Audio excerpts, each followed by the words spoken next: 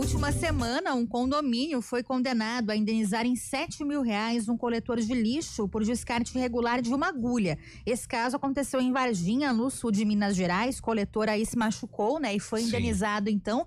E aí, nesses casos, será que o condomínio, por exemplo, ele é responsável também? A gente vai entender melhor com o doutor Márcio Espímpolo, advogado especialista em direito imobiliário e condominial, que participa com a gente aqui toda terça-feira. Doutor, boa tarde, muito bem-vindo. Boa tarde, Tayla. Boa tarde, Marco. Boa tarde a todos os ouvintes. Boa tarde, Márcio. Bom, doutor, e aí, diante desse caso, né, por exemplo, qual que seria, primeiro, o procedimento correto de descarte e a responsabilidade também do condomínio onde o caso aconteceu? Pois é. Esses casos de agulhas são muito sérios, né? Não somente as agulhas com seringas, mas qualquer tipo de agulha usada até pela dona de casa, né? O morador, ele deve armazenar essas agulhas, caso vá descartar, num recipiente adequado, como, por exemplo, uma garrafa PET com tampa, né? Ou talvez um frasco de um detergente, um produto de limpeza também bem fechadinho, ou até mesmo aquele coletor específico para esse tipo de agulha, no caso, aquelas caixas amarelas do tipo Descarpac, que são vendidas aí em farmácias, né? E identificar na embalagem também que é um material do tipo perfo cortante, né? Para que quem for fazer a coleta fique bastante atento para não se machucar, não ter problemas maiores, viu, Tayla? Ô Márcio, isso vale pro vidro também, né? Principalmente se o vidro tiver quebrado, né? Perfeito. O vidro é outro material que precisa de muito cuidado. Você precisa colocar, muita gente coloca nessas garrafas PET, às vezes não consegue colocar dentro porque em cima é bem pequenininho a tampa, né? Mas você deve embrulhar, enrolar de uma forma que você não ofereça perigo e também identifique e deixe num lugar separado, no caso do condomínio, não jogue junto com os vidros normais que seriam as garrafas, né, Marco? Exato. E no caso das agulhas, né, doutor, o senhor falou aí sobre identificar esse material, mas aí o morador, ele deve jogar no lixo comum do condomínio, por exemplo, ou tem um descarte que ele é diferenciado também? É diferenciado também, tá? Ela não pode jogar no lixo comum, inclusive essas agulhas de seringas, elas devem ser encaminhadas para as UBS, né, os postos de unidade básica de saúde do SUS, porque são eles quem vão dar o descarte correto. Então, faça esse procedimento, coloque dentro de uma garrafa PET, aí se for o caso, ou essas embalagens específicas para isso, e leve até essa unidade, por quê? Se você descartar no lixo comum, pode ser que aconteça o que aconteceu com essa pessoa lá de Minas Gerais, de Varginha. Ele acabou furando o dedo dele e ele teve que buscar o hospital para fazer exames preventivos para saber se tinha algum problema. Qual é o problema que pode ter? Doenças como HIV, hepatite B e C, porque essas agulhas podem ter sido usadas por alguém que já estava contaminado com isso. Além do próprio ferimento, né, dos profissionais que manipulam o lixo. Márcio, e claro que cada morador é responsável pelo lixo que descarta, né? Eu até falei aqui na abertura, quando tem, por exemplo, moradores que reciclam, moradores que não, que jogam tudo junto, mas aí que teve uma agulha ou vidro que eu citei, o caco de vidro, a responsabilidade é de quem? É do morador ou é do condomínio, caso aconteça o que aconteceu aí de um coletor se ferir? Nós podemos citar assim, duas responsabilidades, uma do condômino para com o condomínio e a outra do condomínio para com aquele que foi a vítima. No caso, como nós falamos aqui, estamos falando de um caso específico, de um caso desse coletor de lixo lá de Varginha. O condomínio, Marco, por meio do síndico, ele tem a obrigação de orientar e conscientizar os moradores sobre o descarte desses diversos tipos de materiais. Então, a falta de orientação do síndico pode acarretar, sim, uma responsabilidade para ele, pessoalmente, porque ele é o representante do condomínio e pode gerar, então, essa responsabilidade tanto pecuniária, né, quanto o dano moral também. E esse exemplo de Minas Gerais, de Varginha, né, doutor, reforça essa responsabilidade, né, dos condomínios também. Sim, o acidente, como nós falamos aqui, gerou uma necessidade de tratamento preventivo contra doenças, né?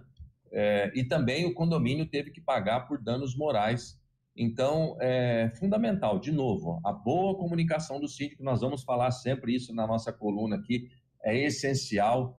Vocês trabalham com comunicação, sabem que a comunicação assertiva, ela é fundamental para todos, para a coletividade. No condomínio não é diferente, como diria lá o nosso falecido Chacrinha, quem não se comunica se trumbica. Nesse caso, acontece justamente isso. O síndico pode se complicar por não estar fazendo uma boa comunicação com os seus condôminos em razão de separação correta do lixo.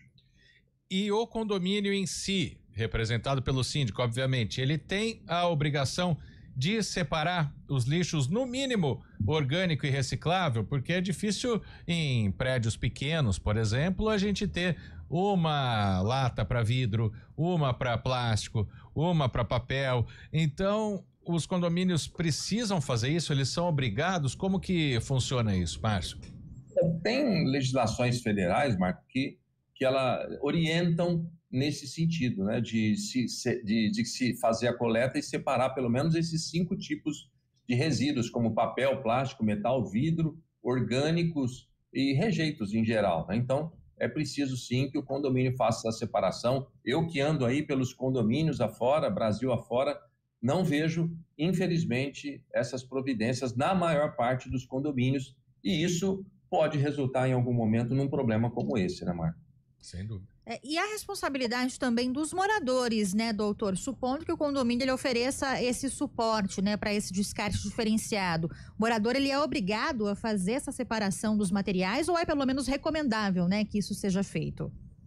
É recomendável, mas veja só, se o condomínio não faz a separação, se o condomínio não tem um lugar apropriado para isso, já com tem alguns que colocam, tem tambores, tem diversos tipos de coisas ali para você acondicionar esses materiais, né? Se o condomínio não tem, como é que o morador vai separar na casa dele? Ele vai colocar onde, né? Então, infelizmente, quando o condomínio não tem isso, o próprio morador coloca tudo num saquinho só e vai embora.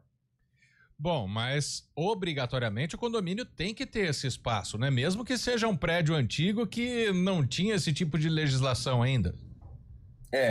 Assim, é importante que tenham esse espaço, né? A gente fala sempre nesse sentido porque mesmo com leis, né?